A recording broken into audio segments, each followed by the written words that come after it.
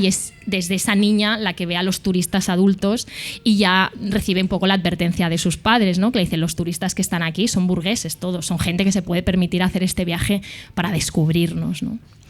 Es la versión de Dulceida haciendo un viaje pagado a Ciudad del Cabo y haciéndole fotos a unos niños con unas gafas de sol que eran de su marca.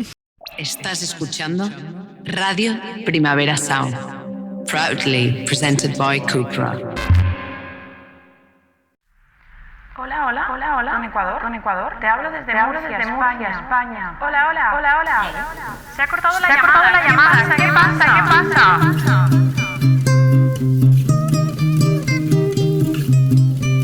En la cabina de un locutorio estoy intentando llamar para saber de ti. Me ocultas algo, amor, no me dejas dormir. Pude notar tu voz antes de yo partir. Lo más importante del mundo está en internet, y si no está no nos importa. Ciberlocutorio con Andrea Gómez y Ana Pacheco. Dale duro al corazón. Bienvenidas al ciberlocutorio. Es que me oigo mucho esta voz de carajillera. ¿Tú me la oyes? No, yo te noto una voz aterciopelada. Vale. Bueno, en fin, gracias por acompañarnos en este experimento que es radiofonar un club de lectura, rompiendo una de las bases fundamentales de un club de lectura, que es hablar tranquilamente en un espacio cerrado y privado. Esto básicamente se lo vamos a enseñar a todo el mundo, pero como decía, espero que Lea no sepa castellano y que Anagrama nunca se lo cuente, ¿no? Lo que ha sucedido durante esta hora y pico. Pero sí. Habla tranquilos, ¿vale? Sí. Hagamos ver que esto es un club de lectura. Y si hay gente que luego también se arrepiente de algo que ha dicho, siempre podemos cortar, editar. Yo decir también que elegisteis el único libro que no había leído, os odio un poco, despreciasteis Chirves, Patricia Highsmith, Fitzgerald, que tenía muchas ganas de comentarlo, despreciasteis todo por este libro, así que... Hubo mucha unanimidad con este libro y ahora lo entendemos por qué había tanta unanimidad. Sí, pero yo generé también como esta cosa de la democracia en realidad no sirve para tanto. Si has leído el libro, bienvenido al club. Si todavía no, guarda este episodio para más adelante, y si te dan absolutamente igual los spoilers y las tramas, pues puedes continuar porque será igualmente interesante. Vamos a hacer un poco de resumen. Este es un club de lectura alrededor de la novela Libre, el desafío de crecer en el fin de la historia. Es una traducción de Cecilia Ceriani que nos ha traído Anagrama. Y una de mis máximas recomendaciones que siempre hago a la hora de abrir los libros es leer sin nunca leer la contraportada. Nunca dicen nada, y si dicen es que te han soltado 5 spoilers que luego la escritora está intentando muy misteriosamente no explicar a lo largo de la trama. Entonces siempre es muy peligrosa la contraportada. Eso sí, le pasa algo a Rob. No sales en el plano, no pasa nada. Lo que yo nunca me salto, eso sí, es la contemplación con mucha cautela de la foto de la autora y su biografía, ¿vale? Y aquí es muy importante porque esta información es relevante. En este caso tenemos la foto de una tía que parece sacada de una película de espías. Yo vi la foto y dije, wow, que es la protagonista de John le Carré, la nueva novela. No entendía nada. 3 líneas de biografía y yo, me interesa, chica misteriosa. Profesora de teoría política en la London School, profesora de filosofía en otra prestigiosa universidad, especializada en marxismo y teoría crítica. Vive en Londres. Se ha acabado. Y yo, Lea, te queremos, es muy misteriosa, nos gusta. Sí, estas biografías cortas yo diría que también son mucho del mundo academia, porque yo siempre pienso en Anne Carson, que también en muchos de sus libros ella pone: nace en Canadá y se gana la vida enseñando griego antiguo. Esta es la bio habitual de Anne Carson. Así que yo creo que hay que ser también Anne Carson o Lea Ypi para permitirse hacer estas bios tan cortas y tan misteriosas. Tendría que pedir que me graparan unas hojas aquí. Podéis graparme, que tengo varias cosas que contar. Bueno, tienes nuestra atención, Lea, y ahora vamos a por los bloques que van a separar este episodio. ¿Qué queréis decir vosotras?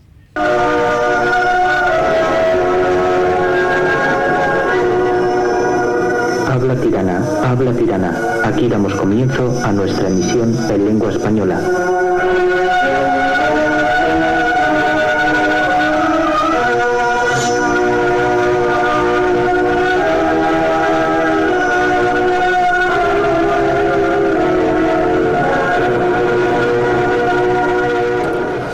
Bueno, estas cortinillas que estáis escuchando son de Radio Tirana. Mi tío, que era del PTE y que era un partido marxista-leninista, pero que tampoco estaba hermanado exactamente con Albania, ¿no? Como lo miraban de lejos, pero nosotros no somos para tanto, no llegamos a eso ni de coña.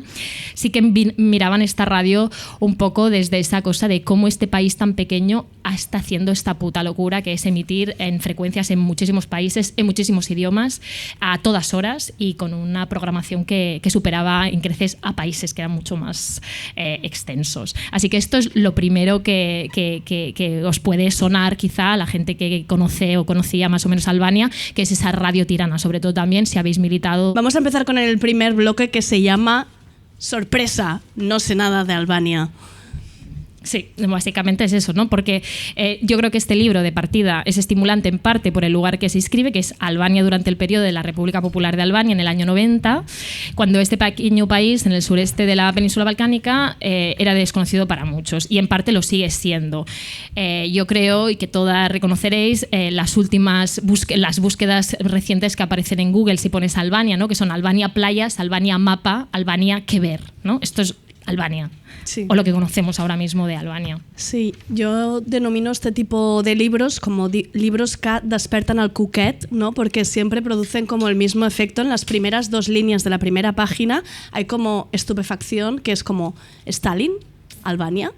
¿Qué sé yo de Albania? Más allá de que fueron unas amigas un verano y dijeron es muy barato, es el nuevo Croacia. O sea, ¿qué sé yo de Albania? No sé nada.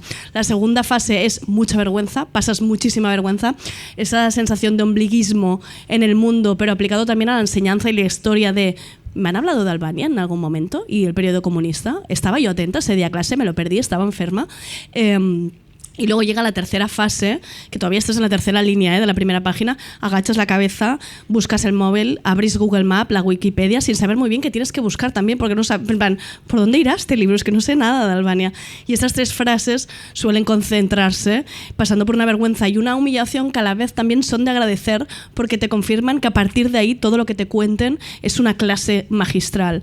Por inculta y por tonta te pasa esto, pero engancha bastante cuando un libro te está gritando a la cara eres una estúpida.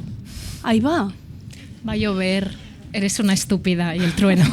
Como una cosa terrorífica. Bueno, partiendo del turismo, que nos parecía interesante partir de ahí, es verdad que en el libro de Leaipi hay pasajes memorables dedicados precisamente al turismo, porque aunque es verdad que Albania se ha puesto de moda como destino turístico barato para los europeos, sobre todo en los últimos 5 o 7 años, en realidad en Libre ya se narra otro tipo de turismo, que es predecesor de este que estamos hablando, que es ese turismo que exotiza de algún modo los países socialistas, ese turismo en el que el objeto último que se observa, la vista última que se contempla, es el propio ciudadano local que vive ahí, en ese lugar tan raro y ajeno, ¿no?, para el turista.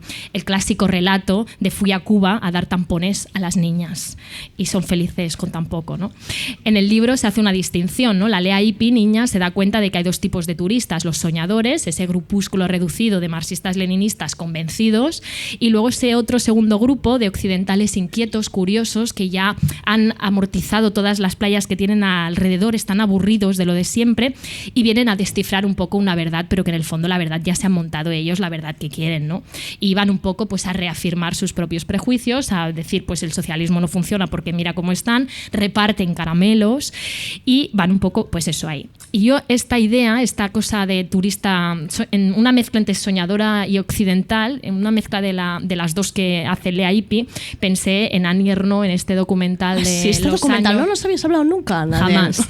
Siempre hablo de este documental porque cada vez puedes sacar algo nuevo, y es que es verdad que los años Super 8 son ante todo, en el fondo, son es un documental de unos pequeños burgueses yéndose de viaje, y son las cintas de esos viajes, y ahí pues por ejemplo se ve el viaje que hicieron durante los 70-80 al Chile de Allende, ¿no? Y Annie Ernaux pues dice un poco, pues ahí estábamos, ¿no? Todos los franceses de bien, todos los franceses de izquierda, teníamos que hacer este viaje programado, esta visita turística en Semana Santa a ver cómo estaban los chilenos.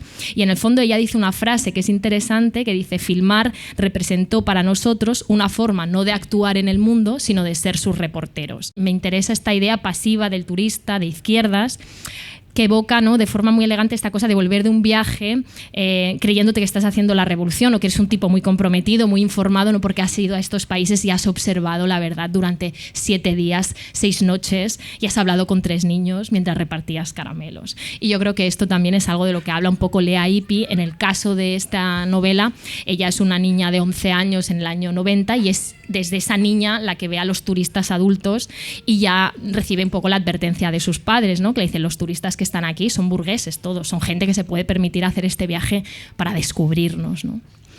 Es la versión de Dulceida haciendo un viaje pagado a Ciudad del Cabo y haciéndole fotos a unos niños con unas gafas de sol que eran de su marca. Pero efectivamente también, cuando Ana lo dijo, es la de tu amiga. Yo tengo amigas que se han ido a La Habana y les llevaron muestras de maquillaje y cremas a las cubanas porque son muy agradecidas. Porque son muy agradecidas, lo agradecen mucho. No viajéis porque os metéis en muchos jardines. Mucho cuidado. Tened mucho cuidado. Felices vacaciones a todos, pero tened cuidado. Este primer acercamiento al turismo nos permite hablar de un recurso que utiliza la autora, que es la creación de este microuniverso propio a partir de relatos cotidianos de familia, vecinos y amigos, que le permiten no solo aderezar la trama y hacerlo muy entretenido, es un libro muy entretenido, sino que nos descubre el funcionamiento de esta sociedad socialista que intuimos cerrada y retrógrada, aunque yo lo intuí muy tarde, pero que no lo expresa nunca de forma explícita, nunca te está dando el mensaje de mira cómo éramos. Nunca nos dice, mira qué fuerte esto que me pasaba. Y esto es uno de los recursos que me ha parecido más interesantes que utilizaba ella y que hace que muchas veces acaben siendo situaciones como muy cómicas y cuando las piensas un rato piensas qué tristes y tiernas, ¿no?, a la vez. Cuando habla del turismo, otro momento es cuando nos cuenta esa anécdota divertida del hotel para extranjeros y de esa zanja que separa a los lugareños y turistas en la playa y cómo esos turistas huelen a flores y mantequilla, ¿no? Y su abuela le dice que eso es el protector solar, pero que ellos usan el aceite de oliva, que es mucho más sano. Y yo pensaba, mira cómo es la vida, que hemos dado la vuelta completamente, que ahora toda esta gente grillada de la cabeza, todos estos terraplanistas, seguidores de neoliberales todos. Hay un jugador de fútbol, que no quiero decir ni su nombre, Marcos no sé qué, que dice que hay que tomar el sol sin crema, porque los valientes ahora toman el sol sin crema. Sí, que como que hay que exponerse al sol para no quemarte, cosas. Sí, son el cosas cáncer de piel cosas para están ignorar. dando con las cremas solares. El cáncer de piel es para ignorantes, dice. Sí. No entiendo nada. Bueno, antes de seguir, primero, ¿os habéis leído el libro? Sí, ¿no? Los que estáis aquí, entiendo que sí. Pero os lo estamos explicando. Lo votasteis.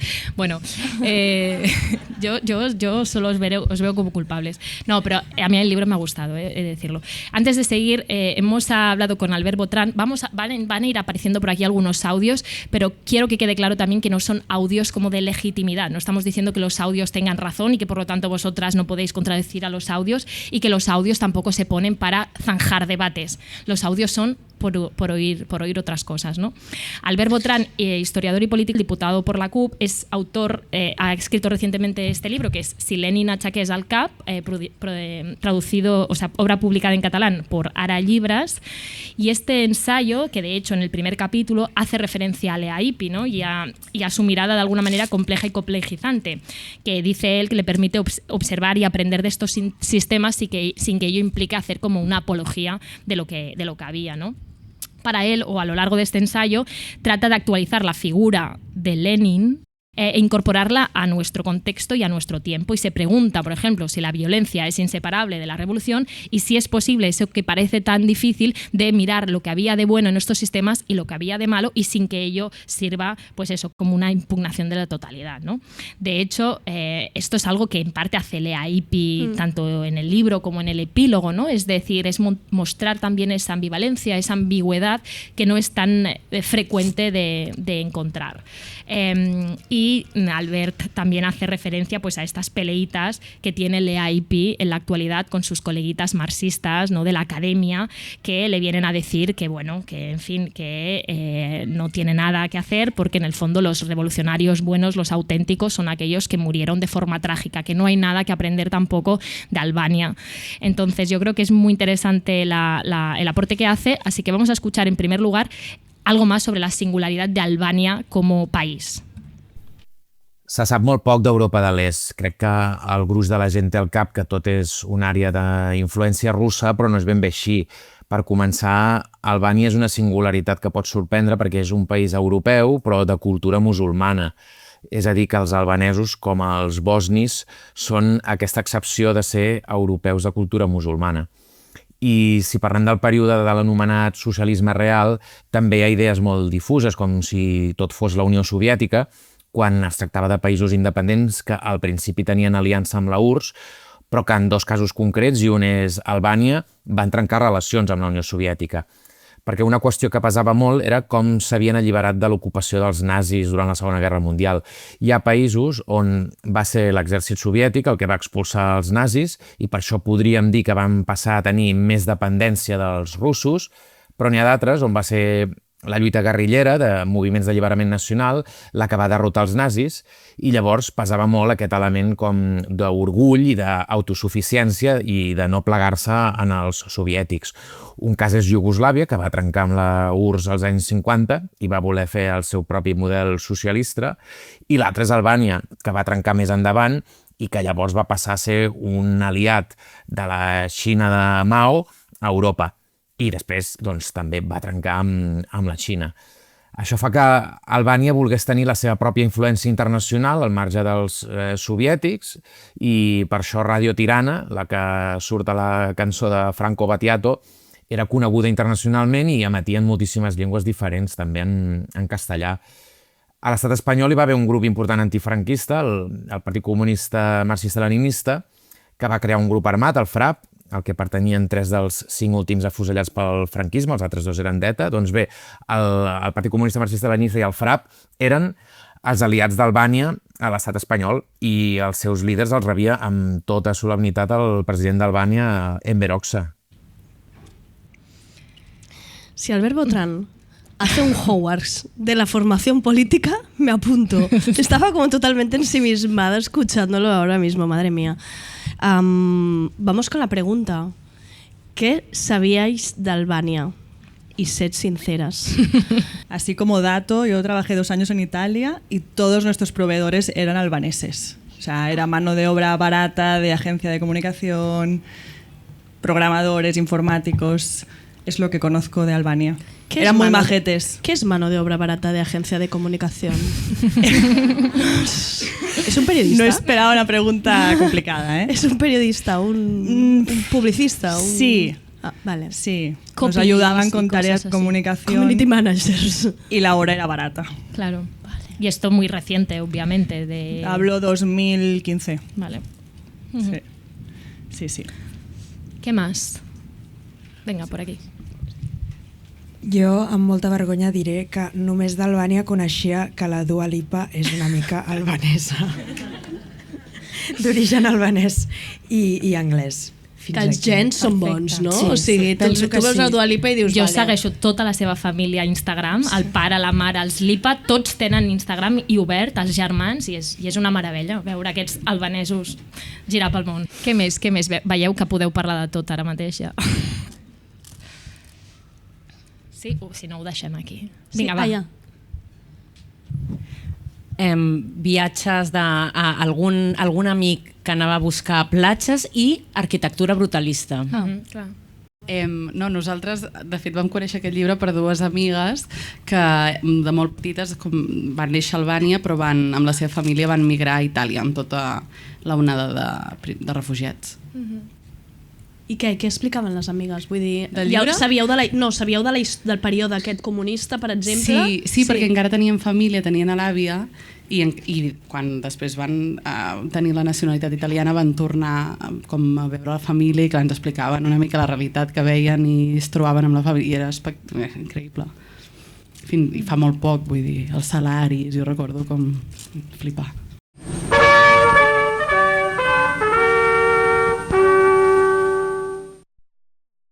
Aquí hay una pequeña pelea, no pelea, pero ha habido 2 maneras distintas de ver el libro entre Ana y yo, incluso no sabiéndolo hasta que hemos redactado el guión y ha sido como, ¿qué? Bueno, entonces hemos decidido que abriremos las preguntas antes para que no sepáis cuál era la opinión de cada uno. No es una cuestión de equipos ni nada, pero es... ¿Qué opináis de la voz narradora? ¿Qué os ha sugerido? ¿Qué os ha gustado? ¿Os ha enganchado? ¿Se os ha hecho cansina? ¿Quién habéis entendido que os hablaba desde el inicio? O sea, de la voz narradora. No sé si me estoy explicando. Sí, yo creo que sí. Sí, ¿eh? Venga, decid, está... Aquí en la primera fila yo creo que a mí no me gustaría estar en este programa de público. A mí tampoco. A mí tampoco, que la gente te señala. Sí, allà. Vinga, vinga. Jo no tinc ni idea de temes de literatura, però a mi una cosa que m'ha fascinat és la manera innocent com explica, no? Tot el que va vivint, i m'ha semblat com molt complicat de fer. O sigui, m'ha recordat molt a un tipus d'escriptura com etnogràfica, que és que tu vas com en una societat que no coneixes i tot et sembla nou i com estrany, i penso que és molt difícil fer això sobre la teva pròpia vida tenint records de la infantesa. O sigui, m'ha semblat com molt... Bueno, no sé, evidentment jo no seria capaç de fer-ho com moltes altres coses, però no sé, m'ha agradat molt, la veritat. Ara, a mi el que m'ha sorprès era com que la narradora de la història des del principi acompanya molt bé com la innocència dels 11 anys a mesura que es va fent gran. Vull dir, acompanyes com l'evolució de la innocència, perquè al primer capítol tu saps que és la veu d'una nena d'11 anys de la manera que veu el món. Sí. Tu saps, bueno, t'ho imagines. I a mesura que van passant els anys es va fent com cada cop més madura, tu sabent que és l'escriptora que està redactant la seva veu infantil i després adolescent. A mi això m'ha agradat molt, com ser capaç d'escriure la veu d'una nena d'11 anys i també ser capaç d'escriure la veu d'una noia de 15. Això és la meva opinió sobre la... Bueno, después al final al final del bloque volveremos igualmente, pero ha salido un poco el tema. Yo he de decir que cuando vi que la novela empezaba precisamente con esta voz narrativa en primera persona infantil entre estos 11 y 12 años, dije... Agárrate bien en curvas, vamos allá con otra propuesta escrita desde la voz de una niña, que llevamos ya unas cuantas. Venimos de cierta saturación del mercado editorial de voces narrativas en primera persona, relatando infancias, veranos, abuelas. Empezamos por Andrea Abreu, pasamos por Elisa Victoria, María Roch, Enric Pardo. La palabra de niña siempre da muchísimo juego y siempre acaba resultando esta inocencia y esta cosa cómica, ¿no?, que tanto gusta. Es un recurso que gusta muchísimo y yo tengo que decir que a mí también, a mí me engancha mucho. Pero sí que es verdad que en determinados libros acaba convirtiéndose como en un corsé estilístico que piensas, se le está haciendo pesado a la autora y a mí también, un poquito. Pero aquí hace esta pequeña trampa porque es una mirada infantil distinta, que acompañada como de las altas capacidades que podía tener una niña bajo la disciplina y moral socialista, ¿no?, con una formación intelectual que ya desde el principio intuyes y dices... Por favor, pero ¿qué es esta maravilla? Esta construcción ficticia de la voz permite otorgarle pues, esta mirada al mundo de pensamientos y reflexiones propias de la edad adulta. Y hay cosas que pienso que no las pensaría ni ahora. Sí que es verdad que hay cierta incoherencia en algunos momentos de decir, bueno, una niña con estos pensamientos filosóficos y políticos... Pero se lo acabas comprando igual, resulta muy entrañable. Es que solo al inicio cuando dice nunca me había parado a pensar en la libertad. No hacía falta, teníamos muchísima libertad. Me sentía tan libre que a veces percibía mi libertad como una carga. Que es como está muy bien construido porque es una niña, pero a veces es una reflexión filosófica muy elevada. Y ahora pensaba, ahora mismo que una niña hable así, los padres la cogen, la suben en medio de una plaza de Gracia y dicen aquesta nena té altas capacitats. En ese momento, no. Es por eso que la primera parte del libro te resulta tan entrañable, porque es esta inocencia de la infancia con toda esa carga política y esa educación ideologizada que la convierte para mí en el perfecto combo. O sea, yo iba leyendo la primera parte y pensaba, pero esto es una maravilla, como a nadie no se le había ocurrido algo así. Es como la niña especial, pero definitiva. Nos ha pasado el juego. Es Hildegard para ti. Sí. Ya está. Yo he de decir que en ningún momento la leí como una niña de 11 años. Sí que es verdad que, es decir, sobre todo el inicio, veo esa infancia, esa ingenuidad, pero al ser en pasado y tener este trasfondo memorialístico, yo he sentido más una voz adulta, deliberadamente ingenua y cómica, pero adulta o adulta joven, ¿no? Yo he interpretado todo el rato esa voz, a veces aniñada, cándida, como una herramienta para alumbrar. En algunos momentos sí que se pone a dialogar como una niña de 11 años, pero lo vemos claramente, ¿no?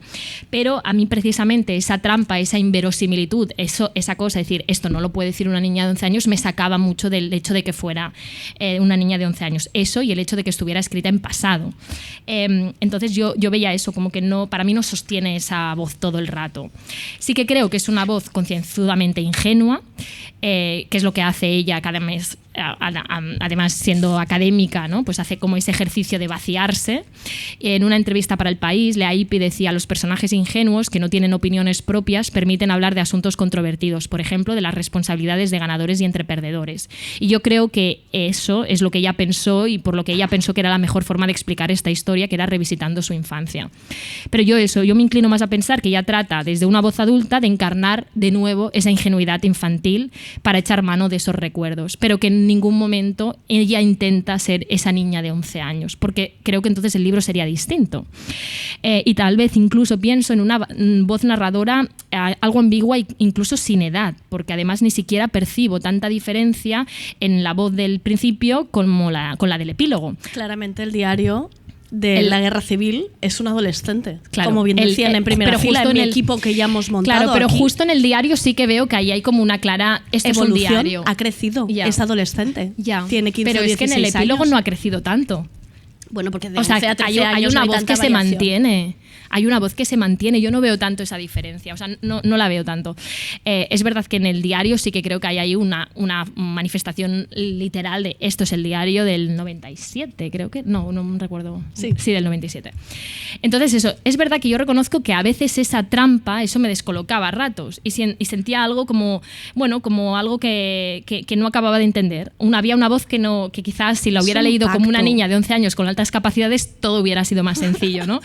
Pero sí que es verdad que yo a veces como que me descolocaba un poco. Siento que hay algo en la autora de querer destilar el relato de mucha chapa y teoría, de dejar en el texto una verdad como más elemental a partir de sus propios recuerdos. Y yo, esto me lo invento yo, creo que propulsada también por la arrogancia de la academia y por esas palabras y códigos, esos machis marxistas con las que ella se ha topado y que ella ha dicho, vamos a ver cómo explico yo el capitalismo y el marxismo desde echando mano de esos recuerdos. Para tontos. Sí. Entonces, me ha parecido interesante esa parte. Pero es verdad que la voz me intrigaba. Era como, a ver, ¿esto qué es? Y a ratos se me hacía un poco cansada. Yo lo reconozco. Que quizá era mi error por no haberlo visto desde el principio. He visto que la versión inglesa del libro, el título completo es Free Coming of Age at the End of the History, lo cual es verdad que marca un poquito más este carácter de novela de crecimiento, de desarrollo. Y bueno, ahora vamos a poner un audio, ¿no? El audio que he de decir que me da un poco la razón a mí. ¿Tú crees? Pero no lo sé. No es el audio que podemos, es el otro que me había enviado en privado. El hecho de que juega así con o sea, que no quede claro con qué manera de construir la voz tiene la propia autora, creo que eso la hace todavía más interesante. O sea, me ha parecido más guay el libro ahora al escuchar tu versión. O sea, que haya dos miradas distintas a la hora de leer el libro. Vamos a escuchar a Andrea Toribio, que es una persona que yo os recomiendo que sigáis sus recomendaciones y obsesiones. Además, compartimos bastante la obsesión esta por personificar a la autora. Nos pasó a las dos con Emily Siga, la autora de Mercurio Retrógrado. Andrea se volvió completamente loca citándola y mencionándola en Twitter. Yo no llego a este punto, pero casi. Además, ahora Andrea ha abierto una cuenta en Instagram dedicada solo a sus obsesiones editoriales que se llama Bookcore, con 3 Cs, que os recomendamos que esto seguir. No lo sabía, pero es una maravilla. Sí, es que siempre le hacía como capturas de sus tweets y de su Instagram y ahora mejor porque queda en un sitio. Andrea escribió una crítica de este libro en la revista Mercurio, que se llamaba Biografismo o Barbarie, donde Andrea precisamente destacaba este biografismo, este relato de la historia de su familia, mientras va contando inopinadamente la historia de su país. Vamos a ver qué nos cuenta Andrea Toribio en el audio. Pues el libro de Lea Ypi, Libre, creo que cumple estupendamente con los postulados del género de la non-fiction, que es un género literario exportado del mercado editorial anglosajón, que bueno, podría tener cierta presencia en otras tradiciones, pero allí como ha sufrido o ha experimentado una comercialización tan brutal, pues es como que nos ha venido más de allí la influencia o el recuerdo de la práctica de este género. En este caso Lea Ypi, pues ella es albanesa, pero maneja otras lenguas a la perfección, entre ellas el inglés, y yo entiendo que debe haber sido un modelo y que además ella, viniendo del ámbito de la academia y la investigación, pues que le podría suponer un reto intelectual construir una historia a base de retazos personales, pero en este codiguito tan tramposo de la no ficción, ¿no? De la non-fiction. Bueno, luego hay cosas muy interesantes porque, claro, quien está hablando es Lea Ypi con toda su trayectoria y conocimientos en geopolítica sumados a su propia vivencia. Entonces, para la construcción de esa mirada que va mutando con los años, porque el relato, uno de los pics que tiene, es que va avanzando a medida que la autora va creciendo. Esto es importante porque es una voz en realidad bastante travesti. O sea, ella ficciona o construye un cuerpo para darle entidad a una infancia que ha vivido bajo los códigos de un régimen totalitario, en este caso un régimen comunista, protagonizado por Enver Hoxha, el dictador. Pero claro, quien está dentro continuamente es el imaginario de una mujer adulta. Entonces yo puedo entender que por ese lado la gente se raye, así, de una, y diga, pero bueno, ¿esto qué es? Lo que pasa es que son estos problemas que tienen los textos que están bien construidos y muy bien escritos, y sobre todo muy bien traducidos, como es el caso de Libre, que pueden hacernos dudar entre la realidad y la hiperrealidad, que es ese punto medio en el que se encuentra la non-fiction. Entonces, pues bueno, a mí fue un texto que me deslumbró porque me parece que aúna dos cosas que pueden contradecirse, pero que generan una paradoja muy interesante a nivel literario, a nivel creación, que sucede también con La llamada de Leila Guerriero, ¿no? Y con su protagonista, digamos, con Silvia Lavairu, que es la paradoja entre esto, ¿no? La realidad y la hiperrealidad, y lo que tú crees que realmente sucedió es lo que está en medio, que es un pensamiento condicionado. Entonces, en ese aspecto sí que creo que a veces, y puedo entender las críticas, que el libro de Lea Ypi sea tramposo, porque uno no sabe bien si a lo que está asistiendo es a la caída del régimen comunista en Albania, a la infancia de una niña, o a una mirada un poco exotizada, ¿no? Que es lo que creo que hizo que hace 2 años todo el mundo de pronto pensásemos en Albania como destino turístico por culpa o gracias a Lea Ypi, ¿no? Un poco. Entonces, sí, es como una tramposa con mucha gracia y que además escribe divinamente. Bueno, una tramposa con mucha gracia que además escribe divinamente. ¿Quién se rayó? Como Claro. dice Andrea o como ha dicho ¿Cómo lo Ana, de decir sentisteis? no te sigo comprando esta voz o me saca... Porque es verdad que si no compras el relato de que es una niña con altas capacidades, hay momentos como yo en los que te descolocaba esa voz extraña. ¿Os ha pasado? ¿Os ha pasado o no? Igual es una rayada que estamos teniendo aquí nosotras. O igual también es que leer es un pacto con el escritor, que al final un poco se lo compras todo, ¿no? ¿Que alguien dice algo de esto? Quiero escucharos, Sí. Baba.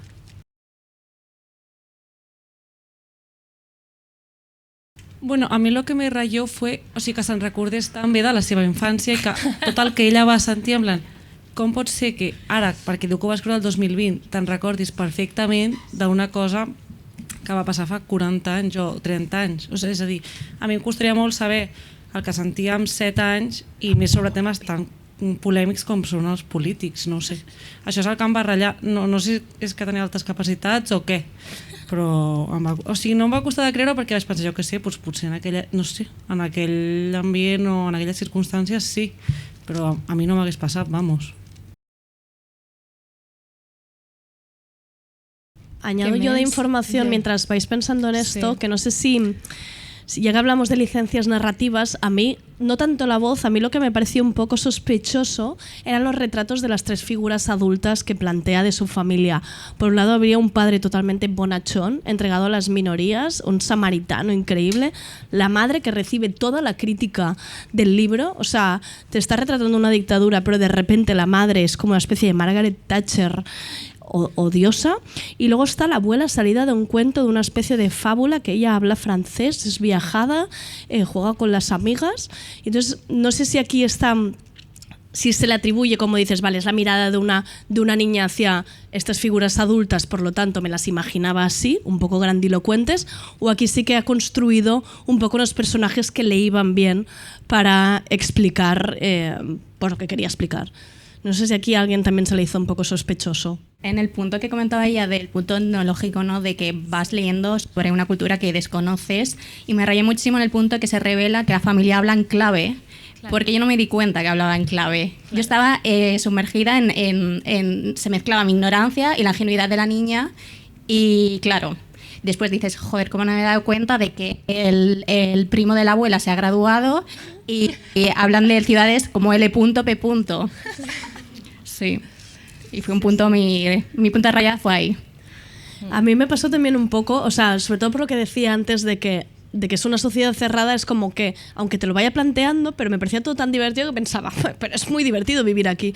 Pero creo que es la gracia, ¿no? De que te lo venda de una manera que es casi como una fábula que te haga creer que todo eso existía y que era la mente de era el universo de esa niña. Eso lo hace muy bien. Sí, bueno, yo creo que es como el mérito de la novela, que es que tú te sorprendes y te desvelas con ella también, ¿no? Sí. Como te das cuenta de lo que son las universidades realmente, ¿no? Y hay ese punto de descubrimiento que es lo que consigue esa voz ingenua desde un cuerpo adulto. Había un audio para escuchar a la propia Lea explicando cuál es el inicio de este libro, cómo empieza este libro. Lo contaba en una entrevista en el programa Página 2. El libro no empezó como unas memorias. Empezó como un libro académico acerca de la idea de libertad bajo el socialismo y el liberalismo. Pero después apareció el COVID-19 y se paralizó toda la actividad académica. Tengo 3 hijos pequeños y los tenía corriendo por casa. Me encontraba en Alemania realizando mi investigación. Fue en ese momento cuando esas ideas abstractas se convirtieron en experiencias propias muy concretas y mi propia vida familiar se convirtió en la manera de abordar esas ideas. A través de episodios de la vida normal, podía ver cómo esas ideas tan abstractas dieron forma a esas vidas, las marcaron y las cambiaron.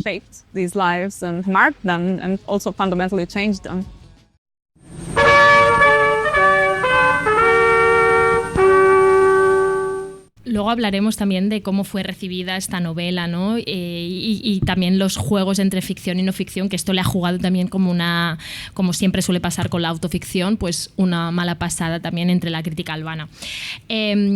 Otro de los binomios de los que queremos hablar es del dinero y de la libertad. El de la libertad es obvio, ¿no? Todo el rato se está preguntando qué es ser libres y de alguna manera, pues eso, a lo largo de la novela vemos cómo la libertad son ideas que se modelan, se transforman, cómo no tienen una definición cerrada, sino sujeta completamente a un tiempo y a una persona, que es la que se lo está contando. Cada uno de los familiares maneja una idea de libertad distinta y también una relación distinta con el dinero. Y yo creo que vemos a lo largo de la novela también un camino individual en ese proceso de aprendizaje de lo que es para la propia autora la libertad. Sobre el dinero me ha parecido... ¿qué está pasando? Se va. Marcha. ¿Qué? Bueno, hay que dar un poco de show al directo. Claro que sí. Esto quería ser sutil y no lo ha sido en absoluto. No pasa nada. El dinero, por ejemplo, la relación con el dinero me ha parecido muy llamativa. Muy buenas plantas en anagrama, estoy flipando. Hay un bosque organizado. ¿Cómo allí. sabían que queríamos cerveza, por otro lado? No, yo he hecho una señal. Ah, vale. El dinero, por ejemplo, la relación con el dinero... Es que es tan inocente, pero luego no se ha creído a Lea, ¿sabes? Es que no, que pero... Es fuertísimo. Creo que hay gente que no me está dando la razón y lo cree profundamente. Bueno, sobre el dinero me ha parecido muy llamativo. Yo, como muchachita occidental, criada en socialdemocracia y en una sociedad de clases medias, esta idea contraria al ahorro, que se despliega a lo largo de la novela, ¿no? Por ejemplo, el padre de Lea Ypi dice, para mi padre el desprecio por el dinero era un sello de distinción. Los ahorros eran considerados una carga de la que había que deshacerse hacerse? Pues ponían en peligro nuestra condición de seres humanos libres. Es decir, todo lo que parecía una acumulación ahí en el banco había que darlo a un pariente, a un vecino, a alguien que necesitara comprarse una lavadora, una televisión, había que desprenderse del dinero. Tener siempre una deuda, dice Leaipi, suponía un gran alivio. Es más, dice, mi familia ha estado endeudada desde que tengo memoria.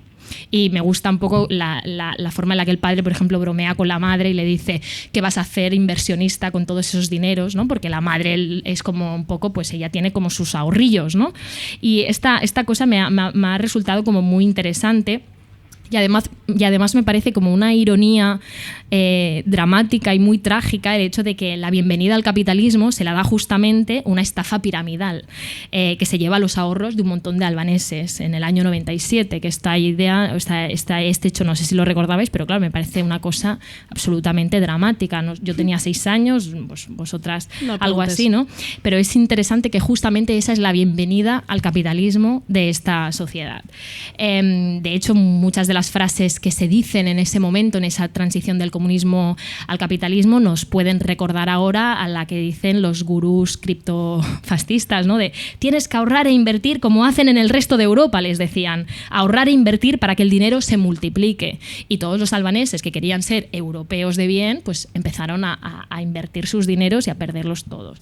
Entonces, a mí me parece como muy interesante el juego que tiene todo el rato el dinero y la libertad en esta novela, y también la diferencia que yo veo entre la deuda socialista comunista, ¿no? Que es esa deuda entre parientes, ese dejar el dinero para alguien que lo necesita, que tiene que hacer un viaje, que tiene que comprarse algo, y la deuda capitalista, que es la que se encuentra luego, que es la deuda con las financieras, ¿no? Que esa es la, hola, ¿qué tal? Venimos a jugar un poco con tu dinero. Y a mí esto lo he relacionado con dos libros sobre el dinero que me han gustado mucho, que he leído últimamente, que es uno de Margaret Atwood, que publicó en el año 2009, un libro que probablemente nadie conoce, que se llama Pagar con la misma moneda. Margaret Atwood decidió hacer un ensayo sobre esto porque ella hace como un ejercicio al revés. Ella empieza a ver cómo la deuda justamente permea en una sociedad ultracapitalista como es la estadounidense. Y ella viene a decir que la deuda es como una nueva obesidad para los norteamericanos, para los estadounidenses. Y se fija, por ejemplo, en los programas, que yo, por cierto, estoy obsesionada con ellos, los de Netflix, estos que se llaman Sácale provecho al dinero. Os juro que hay un programa que se llama así. Que te dicen, varios expertos en finanzas te dicen cómo ahorrar, no sé qué. No. Pues Margaret Atwood lo que hace también en la revuelta y esto, Ana, te estamos perdiendo desde hace tiempo. Sí, yo ya estoy en un mundo que no sé. No sé cuál es.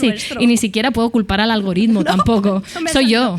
Soy yo. Bueno, total, que Margaret Atwood lo que viene a decir es que en estos programas justamente lo que hay es, pues eso, como el deudor, que es la persona que se ha portado mal, a partir de esos desastres financieros, tipo esta casa es un desastre, no debiste comprar esa lavadora, esta televisión de plasma, y luego está el presentador evangelista, que es el que les redime y les dice cómo tienen que utilizar su dinero.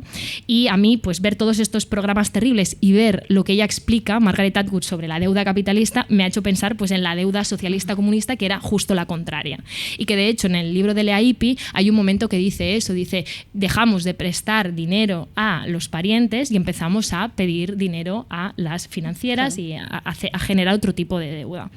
Y siguiendo con esta cosa que a mí me parece, claro, que los albaneses entran en el capitalismo con esta estafa piramidal muy loca que deja sin ahorros a la mayor parte de la población. Que esto es algo como también, pues, no sé, como justamente muy capitalista, ¿no? En el libro de David Graeber, en su libro titulado En deuda, justamente, él dice, el crack del 2008, como resultado de años de lucha política entre deudores y acreedores, pobres y ricos, a cierto nivel es efectivamente lo que parece ser una estafa, un sistema Ponzi increíblemente sofisticado, diseñado para derrumbarse con el pleno conocimiento de sus perpetradores de que podrían obligar a las víctimas a rescatarlos. Es decir, que el propio sistema capitalista ya es una estafa en sí misma, ya es un esquema Ponzi. Entonces me parece que hay algo como muy terrible de que, y que está en el libro de Leaipi, de esta idea de cómo transicionan a un sistema que de nuevo rompe a cachos una población que ya también estaba jodida, ¿no? Y esa es su bienvenida al capitalismo. Yo realmente la crítica al dinero y todo esto la entiendo a medida que evoluciona la voz de la niña y se hace adolescente. Yo también. Yo reconozco que la voz crece. Como decía la compañera, me gusta hablando en términos marxistas. ¿Soy yo la compañera? No, la compañera del público. La camarada. No tú, la camarada. Claro que sí. Que me gusta decir, a mí también, o sea, me venía todo de nuevo, no entendía absolutamente nada, porque desde el punto de vista infantil, como le añade todo el punto cómico, yo me perdía en el humor, me hacía todo gracia, no entendía la crítica en esta disciplina de austeridad y autosuficiencia total buscada a través de la industrialización total. Yo es que no entendí nada de esto hasta el final. Y además es que ella lo hace de una forma muy inteligente porque no critica las formas, sino que te lo explica de una forma muy tierna desde la mirada de quien no entiende mucho lo que está ocurriendo a su alrededor ni esa relación con el capital. Esa parte de los ahorros me dejó loca, me gustó mucho. También hay luego esa parte de que la abuela se va a Atenas con el billete de $100 y salen todos los vecinos a dar ideas de cómo hay que llevarse un billete, y pues, es que esta parte me pareció maravillosa, en plan, ¿cómo te llevas este dinero a cuestas? No tienen monederos, no tienen bolsos. Yo también era una niña de 11 años quizá leyendo este libro, también os lo digo. Bolsos, mochilas tendrían, no puede, la abuela no puede, no tiene nada con lo que irse.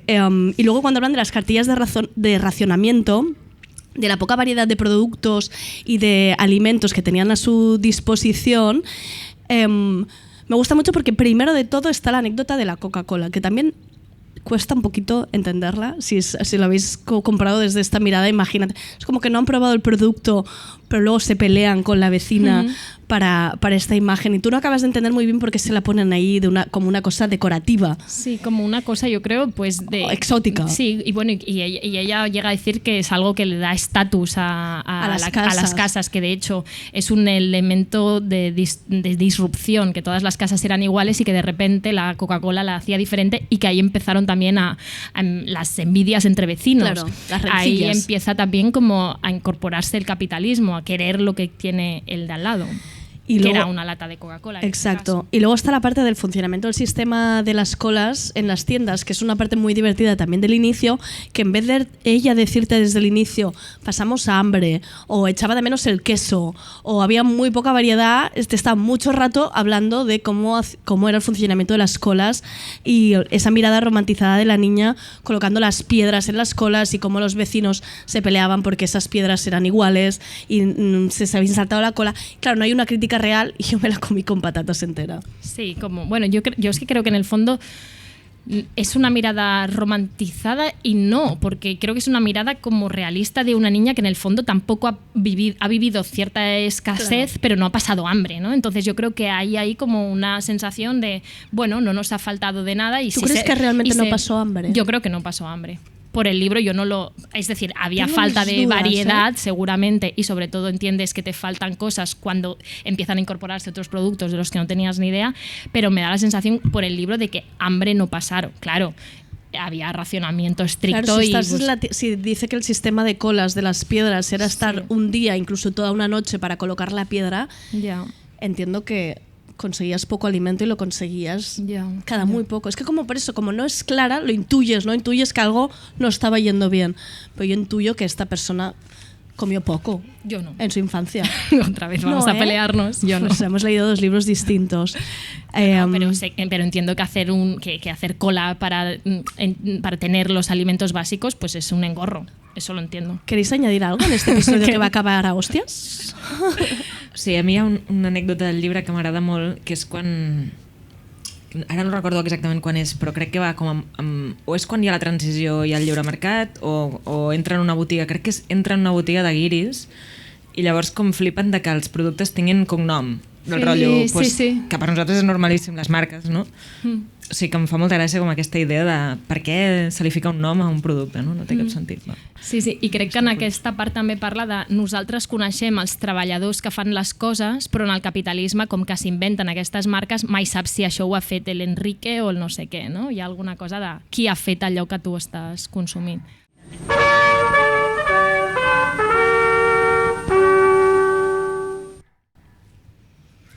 Vale, vamos a hablar de la mentira. Es que es nuestro particular periplo que estamos haciendo a través de la mentira en este final de temporada, no sabemos por qué, pero mira, nos ha ido muy bien porque este libro nos resulta perfecto para hablar de este juego teatral, de este artificio al que se ve abocada la familia con el fin de proteger un poco la inocencia y la vida de su hija. En CCC Lab, ¿se dice así? Sí. En CCC Lab, me ha saludado Rado, encontraréis una publicación de Bashkim Sheshu, escritor de origen albanés, residente en Barcelona, donde nos habla de Lea y a quien que la conoció en una feria del libro y de quien le sorprendió que a día de hoy todavía fuera comunista, ¿no? Y dice, sobre todo por su procedencia familiar, que procede a explicarnos con todo detalle. Dice, su bisabuelo fue primer ministro y miembro de la Corte Real en la monarquía instaurada en 1925, acabó con el encarcelamiento de su hijo y la discriminación que vivió el hijo de este, es decir, el padre de Lea, que es algo que nos explica Lea en su propio libro. Y Bashkim Sheshu, os leo un fragmento del artículo, dice así: en Albania, durante el estalinismo, esta era la norma. Se llamaba lucha de clases y la palabra biografía significaba procedencia y pertenencia familiar. Tardé mucho en saber yo lo que era la biografía, perdonad. Era una especie de apartheid invisible que suponía, entre otras cosas, ser evitado por los demás, como si fueras portador de una enfermedad contagiosa, y era cuanto menos aconsejable evitar a estas personas en una medida que se determinaba por la proximidad familiar con el paciente cero. La familia de la madre de Lea pertenecía asimismo a esa categoría, puesto que por lo general el vínculo matrimonial no debía cruzar la línea divisoria de la discriminación.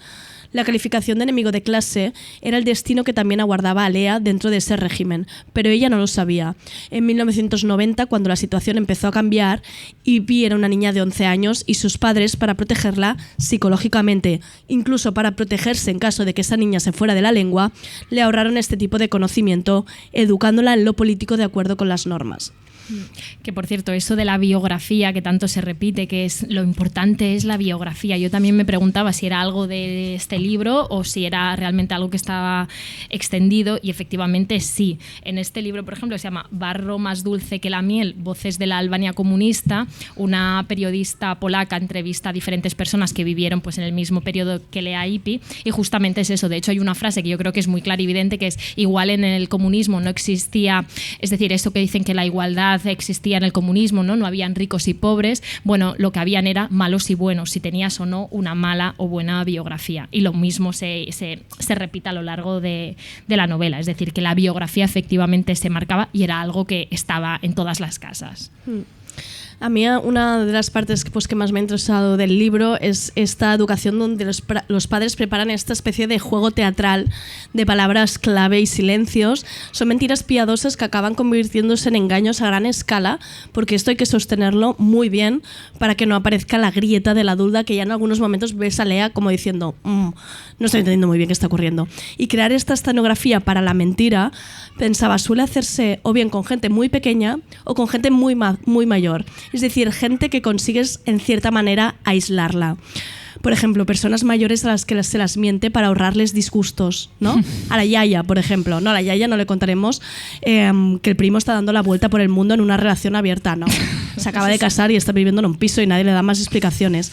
Y esto me recordaba un poco a la película de Bueno, mi yaya, justamente cuando nos fuimos a vivir juntas con Paula, ella decía, y ahora os vais todas ahí, todas, y los novios de una y las novias de otra, y todos con todas. Sí. Ella creía eso. Creía que era una comuna. Y yo estaba un poco orgullosa de lo que luego era mucho más aburrida la vida. Es precariedad y que no podemos vivir solas. Pero mi abuela lo creía.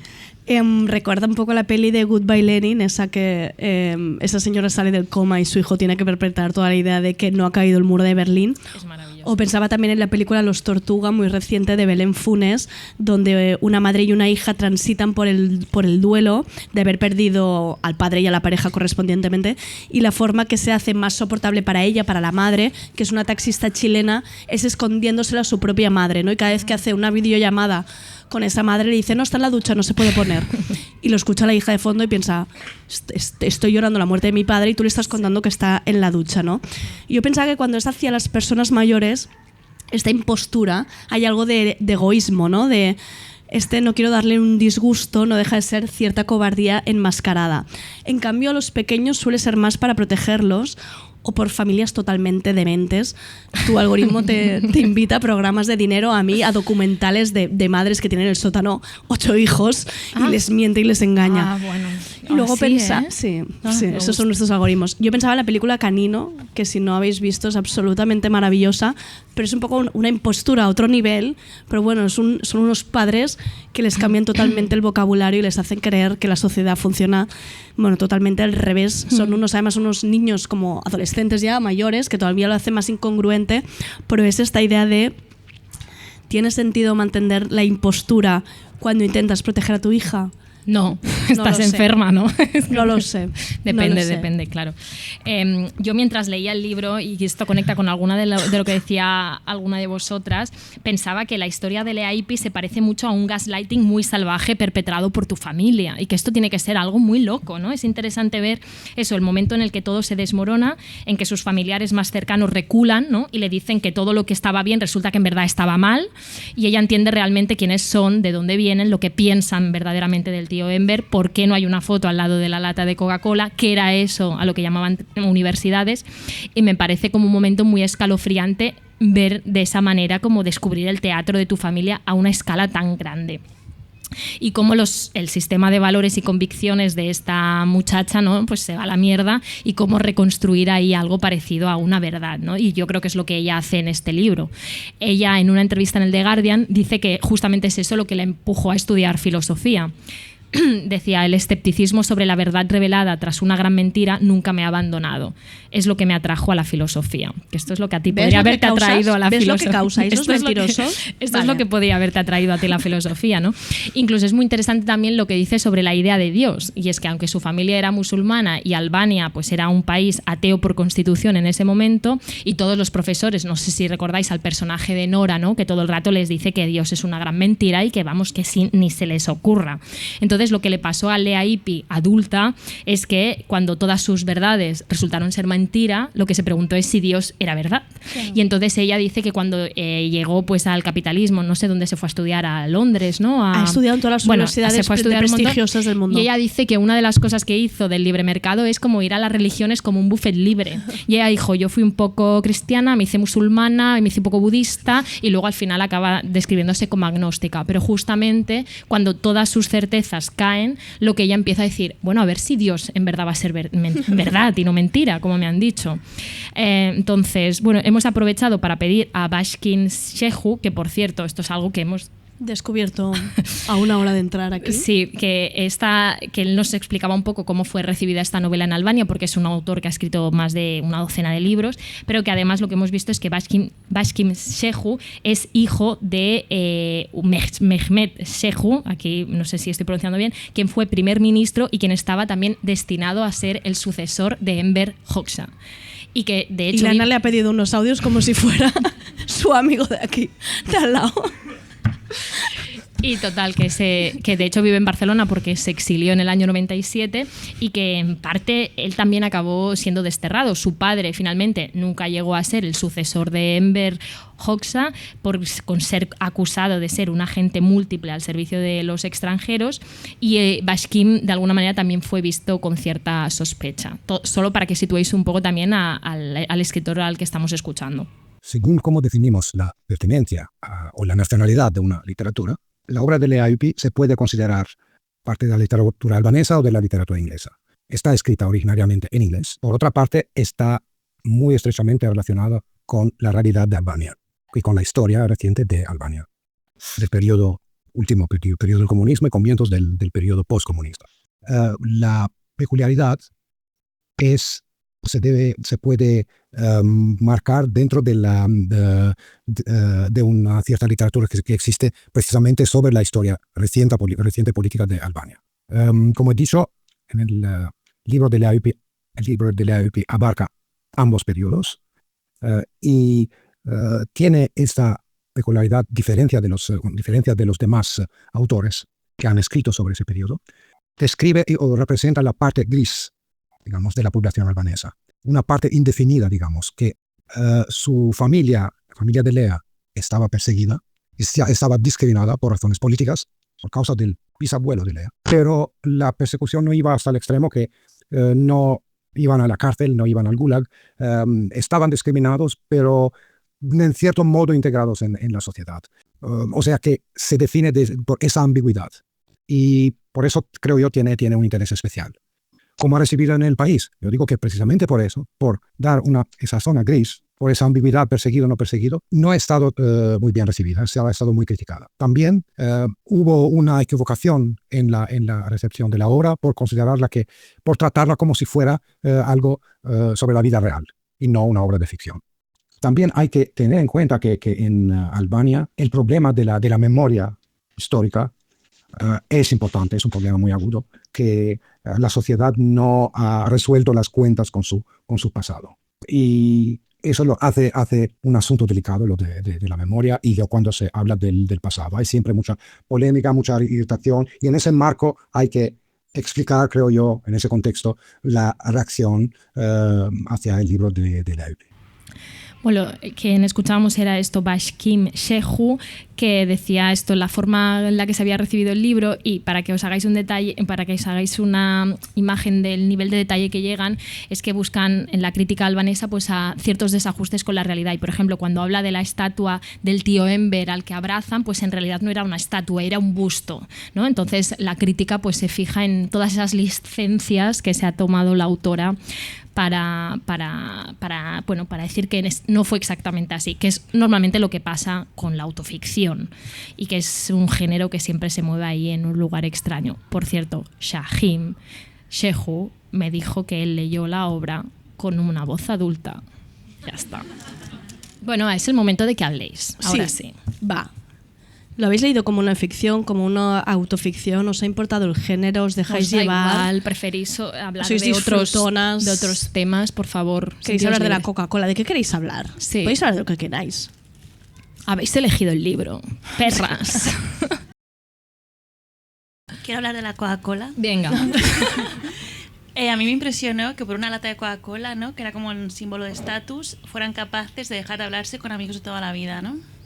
Que era como demasiado símbolo.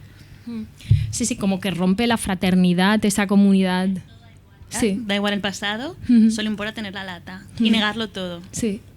Creo que de nuevo ahí había esa manera de esa solidaridad supuesta tanto entre vecinos, amigos, y luego también esos de repente que saltaba por los aires todo.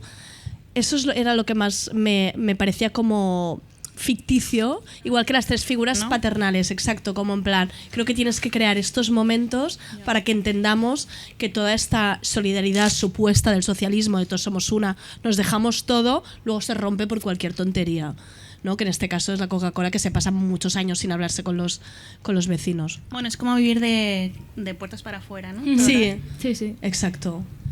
Mira, por aquí hay otra. Ah, mira. Gracias a Izaro y Marta, que están repartiendo. Son nuestras azafatas de los tres. Yo, en relación a esto que decías tú, como lo que pensaba todo el tiempo era, vale, es que, bueno, porque yo le compré todo el relato a Lea Ipi. Como dije, tú ahora tienes 11 años, claro que sí. ¿Tienes 15? Pues también tienes 15. Yo estaba todo el rato diciendo, bueno, no sé nada de Albania, entonces todo esto yo lo leo y pienso, madre mía qué abuela, madre mía qué madre, madre mía qué padre, de repente es un ser caído del cielo aparentemente, bueno. Entonces, en relación a esto pensaba, vale, pero esto es lo de la Coca-Cola. Pensaba, no, esto es la imagen que le querían transmitir a la hija, que era a partir de esta lata de Coca-Cola.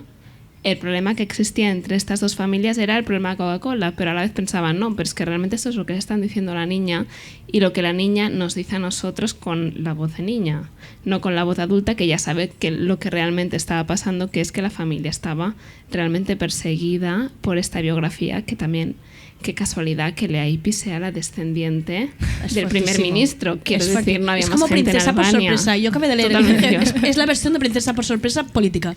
Claro, pero yo todo que te esto llamen y te lo digan, compré como una ficción inicialmente, rollo. Claro. Sí. Claro Sí. que tiene que ser la hija del primer ministro.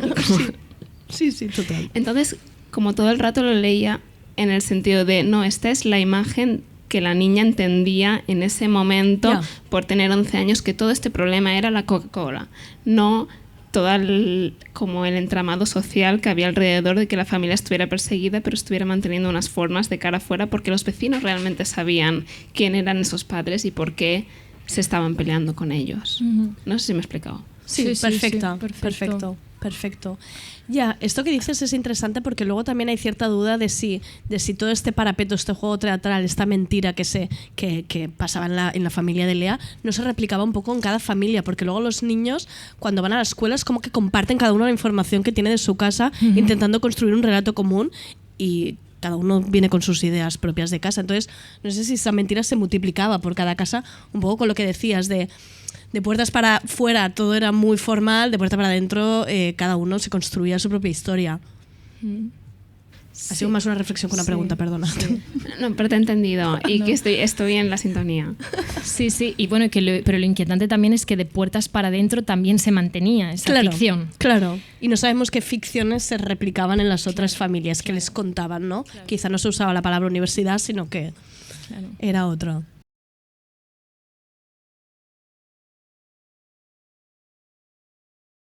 A mi, el que tu comentaves de la mentira, que si feien per enganyar i per a la seva filla, jo crec que era més per protegir-se els pares, perquè ella ho diu al llibre, que no sabia el que podia dir, el que no podia dir, el que hi havia coses que si passava a la família no podia dir cap a fora perquè li podia portar problemes.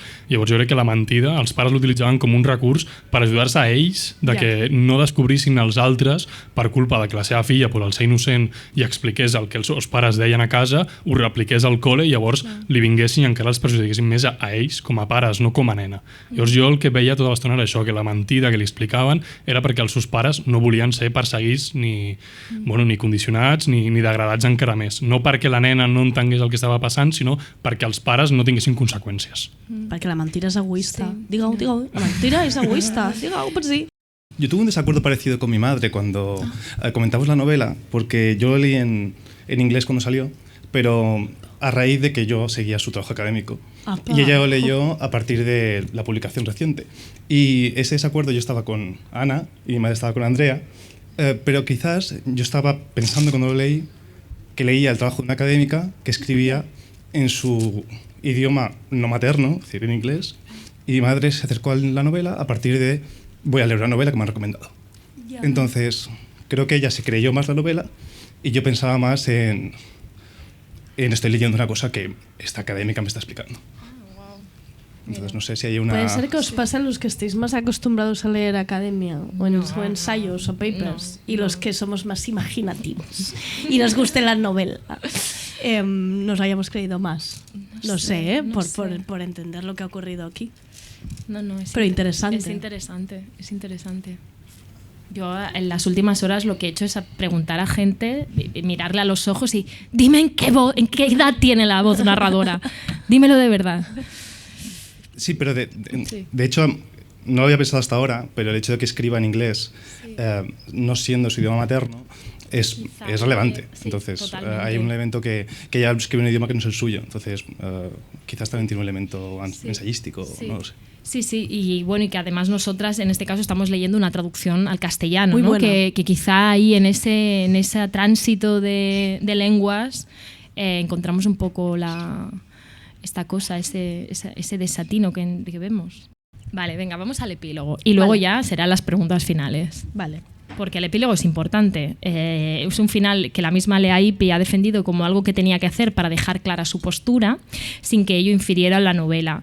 Así que el epílogo es, ahora sí, la mirada de la Lea Ypi actual, es académica y experta en marxismo, afincada en Londres, y de hecho el final del epílogo es muy rotundo en cuanto a la idea de libertad. Ella dice, mi mundo está tan lejos de la libertad como aquel del que mis padres intentaron huir. Ambos distan mucho de ese ideal. Y entonces aquí es donde ella deja muy clara también, yo creo que su postura quizá pues en clave más ideológica. Comentando con alguna gente, me decían, a mí el epílogo me sobraba de repente. Yo creo que... Hay gente que dice, a mí el epílogo yo no necesitaba como esa especie de justificación, o no sé si es justificación.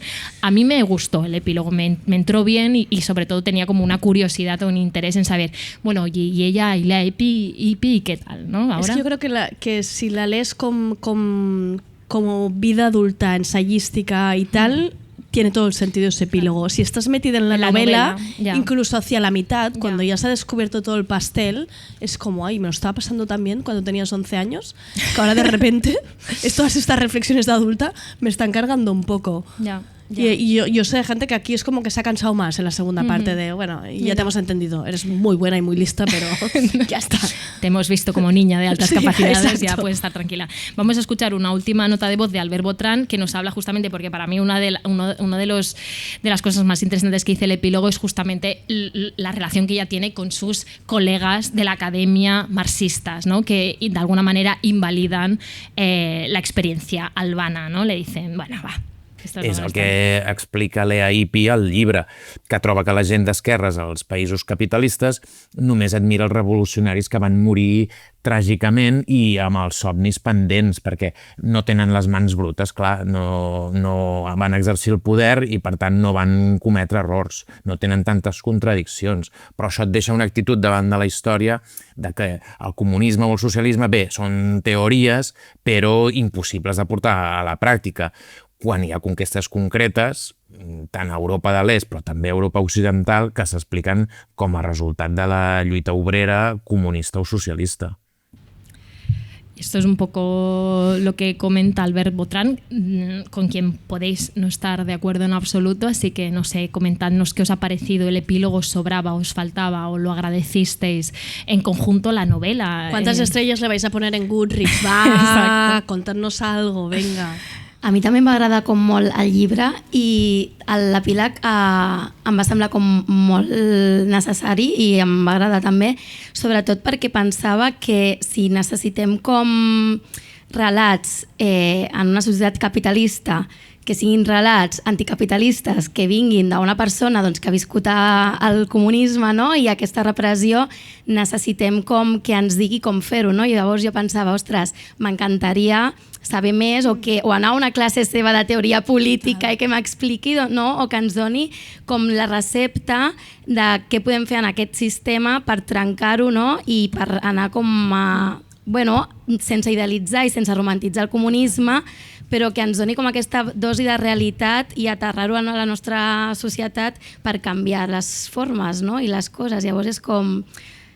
No sé, ara em sap greu com que la gent vegi que els revolucionaris comunistes guais són els que van ser heroïnes o héroes caiguts, perquè jo penso, ella per mi és una referent, no? I és com a qui hauríem d'emmirallar-nos o que ens hauria d'explicar coses. Totalment. Jo li compraria tot, és a dir, digue'm què hem de fer, que jo et segueixo com... Dóna'm les pautes de la vida que les segueixo de pe a pa. Ho vaig pensar, curso de verano en la London School of Economics sobre teoría marxista de Lea, vamos todos, flentamos un autocar desde aquí, desde Anagrama, que nos lo monten ya y vamos. O sea, la aparecemos en su casa. Cuéntanos cosas. Vinga, més, abans que comenci a Uy, ploure. No, que fresquito, que bien. Encara que el teu comentari està molt bé també com a... Sí, com a tancament. Com a tancament, la veritat. Ho tanquem. Ay, qué poco participación. No. Bueno, déu-n'hi-do, ¿eh? Es un club de lectura, la gente tiene que participar. Bueno, pero es un club de lectura viciado desde el inicio, en el que dos personas tienen un micro y la gente les mira demasiado. No, esto no es un club. Pero muchas gracias, ha sido de verdad un placer. Gracias, Anagrama, por acogernos en su terraza maravillosa, en este bosque que tienen maravilloso. Gracias a Radio Primavera Sound, que siempre los usamos para hacer de azafatos, para estos props maravillosos, ropa ayudándonos. Muchísimas gracias, como siempre, y gracias por acompañarnos. Sí. ¿Os ha gustado el club de lectura radiofonado como idea?